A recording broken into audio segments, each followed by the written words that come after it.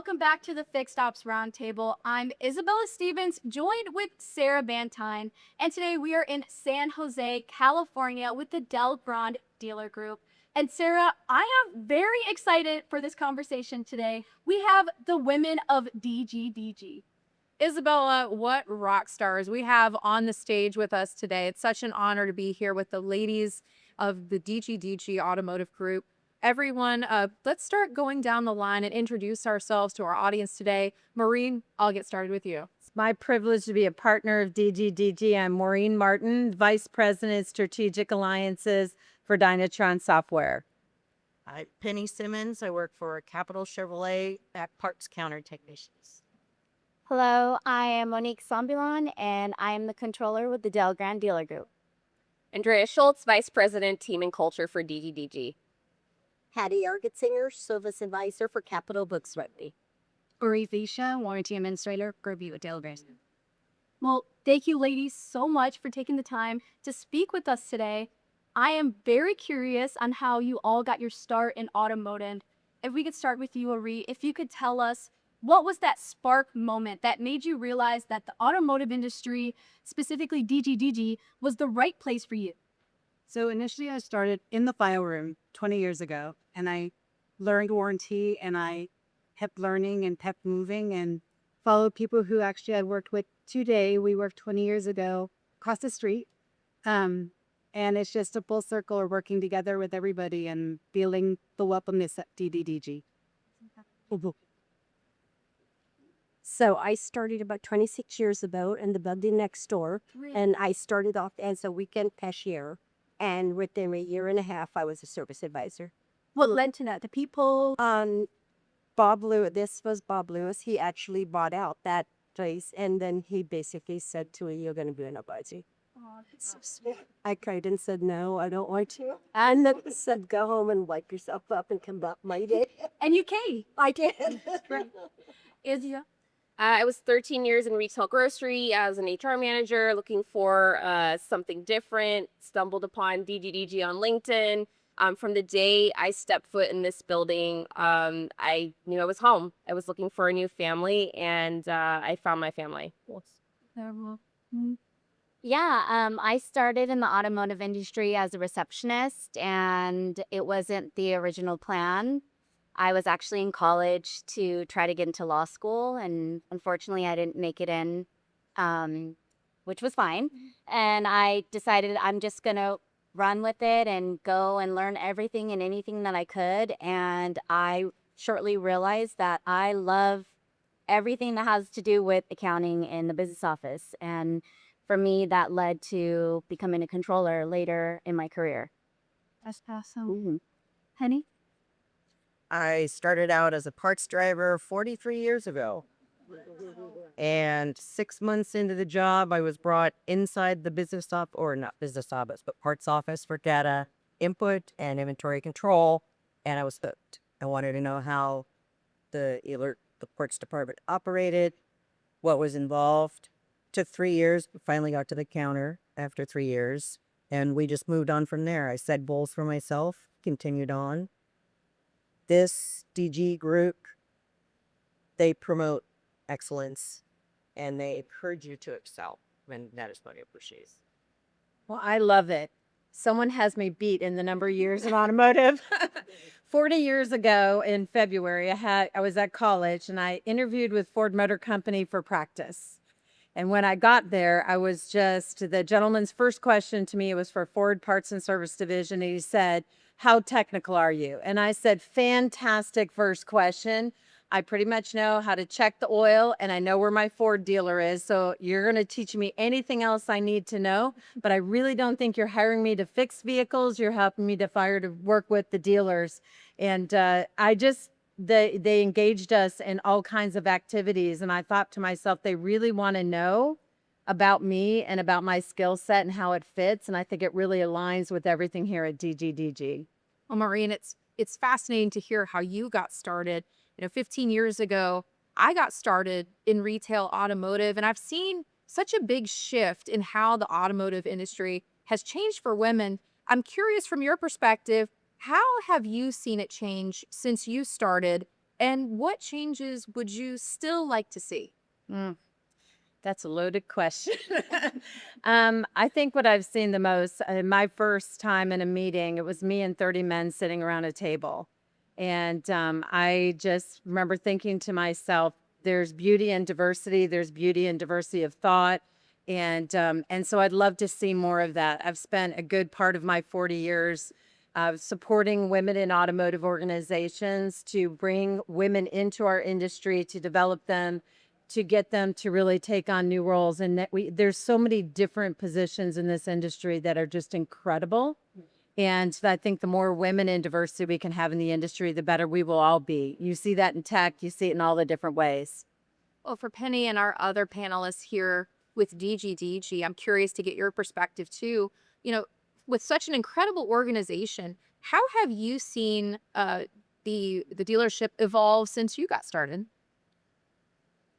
Oh.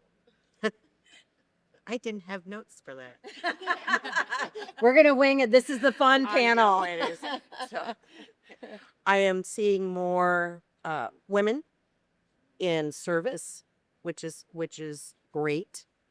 I would love to see more technicians out there on the lines, and more ladies at the counter, because I appreciate the fact that they do encourage for people to come into different positions.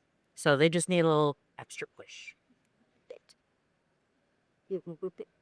Yeah, for me, it's been the same. I mean, when I started, it was a lot of men, and as my careers progressed, there's been more women leading. I think it's phenomenal to see at this point in my career that there's women that are general managers. And I'd love to see that continue, because I've always been a firm believer that the best person for the job should be the person that has the opportunity to lead. Andrea? Yeah, I think over time I've seen more women in all different levels and positions within the organization. I want that to be the norm. I don't want that to be the exception. I want that to be normalized and not something we just highlight because it's, you know, not something we don't see every day, right? One thing that I really appreciate about DGDG is the support that we have as women. We just had our second annual DGDG Women's Day in March in celebration of International Women's Month, and just the support we have from our leadership team and even, you know, the men here at DGDG is phenomenal. To be able to get 165 of our incredible female team members together and celebrate them and honor them, get our female leaders together for a panel, have, you know, a beautiful lunch, a raffle, and just, you know, celebrate them. That's what I appreciate about this group. And same as when I first started too, I was in a group of men and it was just myself. And now we have women in leadership. We had a while back a woman technician. The service department now has women service advisors. You know, so I've seen a lot of work in that area. So, Hurry. Yes, I've also seen a lot of changes. When I first started, I was with all men at the service department and all technicians, all men. And now we're seeing women at the technicians, service advisors. And now I work with, you know, women GSMs, and it's really nice to have that opportunity and the differences. Of course. Now, I'm a student at Northwood University, hopefully joining the automotive industry in the next year. So I'm very curious to hear from you ladies, and maybe a little lightning round starting with Oreett. What is your number one pro tip for a woman that is considering a career in dealerships, whether that be operations, fixed ops, accounting, parts, or just the shop?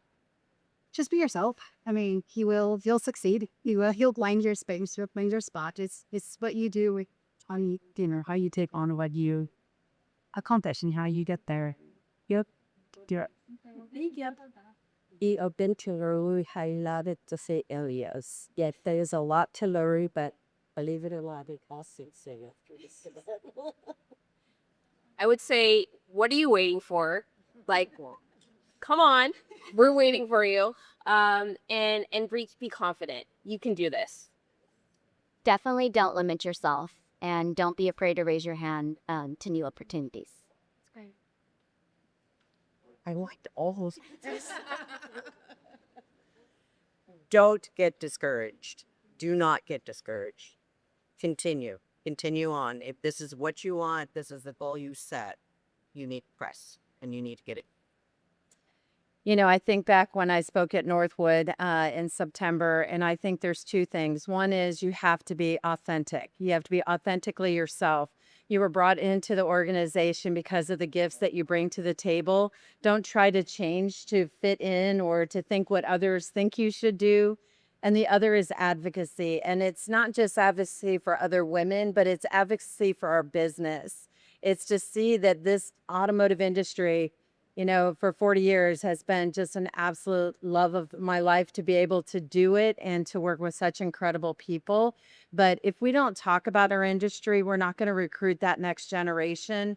And I really want to leave it better than I found it. And so I just, you know, it inspires me when I go to Northwood and meet the students or get to work with any of the community colleges, because I think that's really what's going to make the difference.